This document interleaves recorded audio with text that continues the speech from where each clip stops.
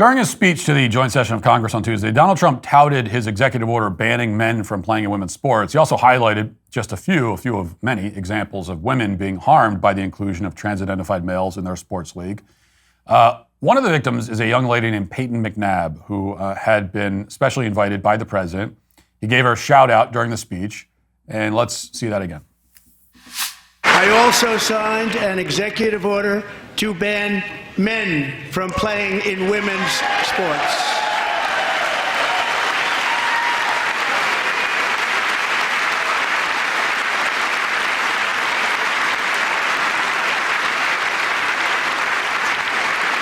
Three years ago, Peyton McNabb was an all-star high school athlete, one of the best, preparing for a future in college sports.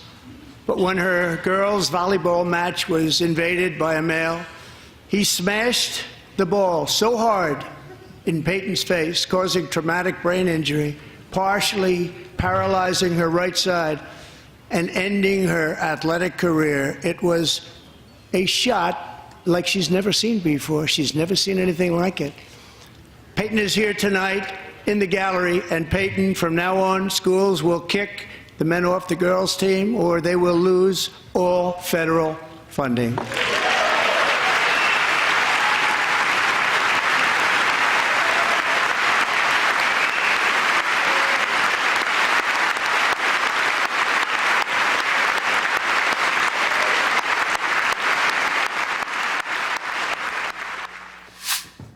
So it was a great moment. A moment highlighting a girl who is not, or never intended to be, a conservative activist. She's just a girl who wanted to play volleyball, but ended up severely injured in the process. Now, the video of the injury is quite gruesome, and Trump's rapid response team tweeted it out on Tuesday night as Trump was talking about it. And that's what provoked a response from a woman named Emma Vigeland. If you've never heard of Emma, which would be understandable, most people have never heard of her, but she is a far-left talking head who co-hosts a YouTube show called The Majority Report alongside somebody named Sam Cedar. Now, their show is irrelevant. Nobody cares about it. Nobody talks about it. It has no cultural impact at all. The only reason that I know of their existence personally is that they have done approximately 10,000 segments about me, constantly begging for my attention. And now I'm finally giving them a little bit of attention, which I'm sure fills them with indescribable glee. So I'm hesitant to even talk about this because I don't really want to give this pathetic, irrelevant woman the attention she desperately craves. But it also exposes an essential truth about the pro-trans side. So I think it's worth discussing for that reason. So yesterday, in response to the video of a teenage girl being severely injured during a volleyball match, Emma posted this. Very simple response. She wrote, "Ha ha ha ha ha ha ha ha ha."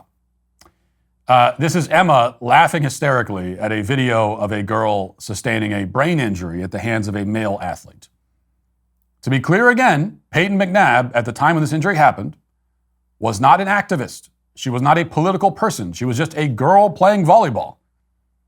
It's not like Emma's laughing because in her mind some conservative activist got their comeuppance, you know. It's not like this is a video of Robbie Starbuck slipping on a banana peel or me falling down the steps, and I'm quite sure that would provoke laughter from Emma and her fellow leftists, justifiably, in fact. That would be kind of funny, I have to admit. This is different. This is a 17-year-old high school student receiving a violent blow to the head and getting seriously injured in the process. Emma finds that hysterically funny. She is sent into convulsive fits of laughter at the sight of a trans male injuring a young girl. Now, it's really no surprise. This is not someone who is terribly thoughtful or intelligent when it comes to this issue or any issue. Here she is on her show a little while ago articulating her case for allowing men to compete against women. And I couldn't find the original video on Emma's channel, so I'm pulling this from this clip from a video on the channel Actual Justice Warrior, which you should check out to hear his take on this as well. Here is Emma. I'm actually not bad about this. I'm 100% right on this. I don't give a shit about the scientific explanations. People, if they identify as a woman, get to compete in sports. If that's not fair in the short term for a variety of little competitions, I don't give a because the societal interest of including trans people in society trumps stupid competition. Full stop. So I'm right about this. You're wrong about this. She doesn't give a damn about the scientific explanation. She also doesn't care about fairness in sports. She's on the record saying that neither science nor fairness matter to her. Being a husband, father, and host of my own show means life never slows down. Imagine trying to eat 31 different fruits and vegetables every day. Sounds pretty miserable and also time-consuming. And sometimes I just want to hit the drive-thru and order something with questionable nutritional value, but I don't need to do that with Balance of Nature, because Balance of Nature fruits and veggies, there's never been a more convenient dietary supplement to ensure you get a wide variety of fruits and vegetables every day with 31 different whole fruits and vegetable ingredients. Balance of Nature takes fruits and vegetables, they freeze-dry them, turn them into a powder, and then put them in a capsule. You take a fruit and veggie capsule every day, and then your body knows what to do with them. Pretty simple. Go to balanceofnature.com, use promo code Walsh for 35% off your first order as a preferred customer. Plus, get a free bottle of fiber and spice. That's balanceofnature.com, promo code Walsh. By the way, the woman who laughs at the idea of fairness in sports and calls them stupid little competitions did just recently attempt to launch her own sports network, ESVN, the Emma Sports Vigeland network, which I'm pretty sure is not meant to be a joke, was launched on YouTube almost 3 years ago. It currently has 16,000 subscribers. That's 1/6 in 3 years. And I guess now we know why her sports network flopped. Well, it flopped because she's a miserable, shrieking, humorless nag, and also because nobody wants to hear sports analysis from somebody who thinks that sports are stupid little competitions. I mean, that's like me starting a channel for anime reviews. Although, if I did, I guarantee I'd get more than 16,000 subs in 3 years. That's just humiliating.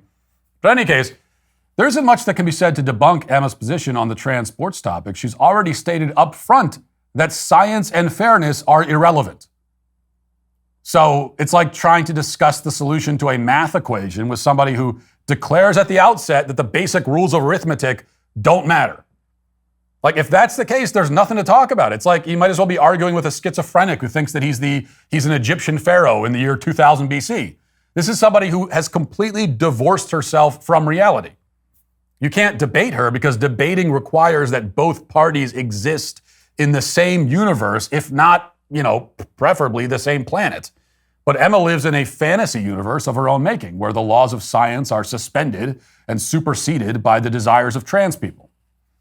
The only thing that matters to Emma, and she's clear about this, is how a trans person feels.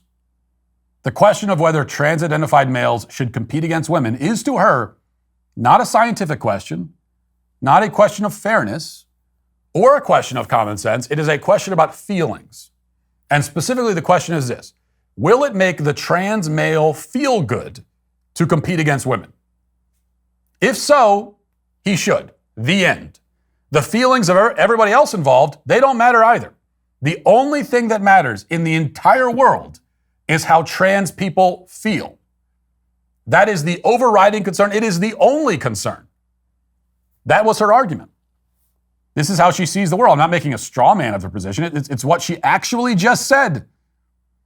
And it does make sense, to the extent that there is any sense to be made, of Emma's reaction to that video of Peyton being injured. Trans-identified males very often get a thrill out of intimidating and dominating women. At the very least, they obviously don't care how women feel or about the harm they cause. The only thing Emma cares about is how the trans person feels. And she knows that the trans athlete in that video doesn't care that he injured Peyton and may in fact get a thrill out of it. So to Emma, that means the video is wonderful and heartwarming and even hilarious. This is the dark heart of trans activism. It is fueled not just by hostility to truth and common sense, but also by a deep cruelty. There is a total disregard for the harm done to others, and even a pleasure, a euphoria, in causing that harm. This is what's bubbling not very deep beneath the surface of a trans activist psyche. It's what's going on inside Emma's mind also.